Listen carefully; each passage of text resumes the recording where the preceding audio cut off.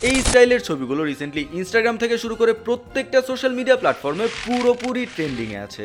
আর যারাই এভাবে এডিট করে পিকচার আপলোড করছে তারাই মার্কেটে ভাইরাল চলছে। আর সত্যি কথা বলতে গেলে পিকচারগুলো দেখতেও কিন্তু আসলেই চমৎকার লাগে। এখন প্রশ্ন হচ্ছে যে এই পিকচারগুলো আসলে বানায় কিভাবে?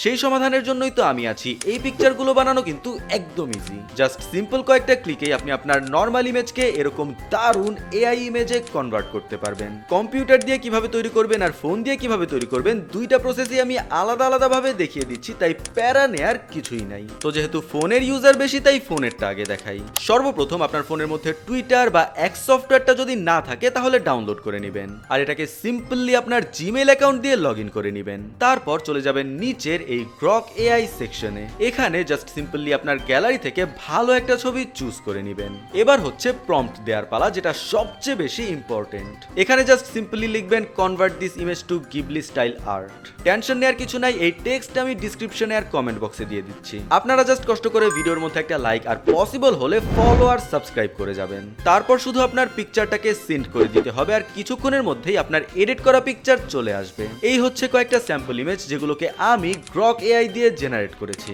আপনার ইমেজের আউটপুটও কিছুটা এরকমই হওয়ার কথা, বাট কার আউটপুট কিরকম আসলো সেই ছবিটা অবশ্যই কমেন্টে দিয়ে যাবেন।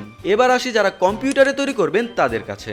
এখানেও প্রসেস ওই আগের মতোই সেম, জাস্ট সিম্পলি গুগলে সার্চ করবেন গ্রক 3, এরপর চুপচাপ এই ওয়েবসাইটে ঢুকে পড়বেন।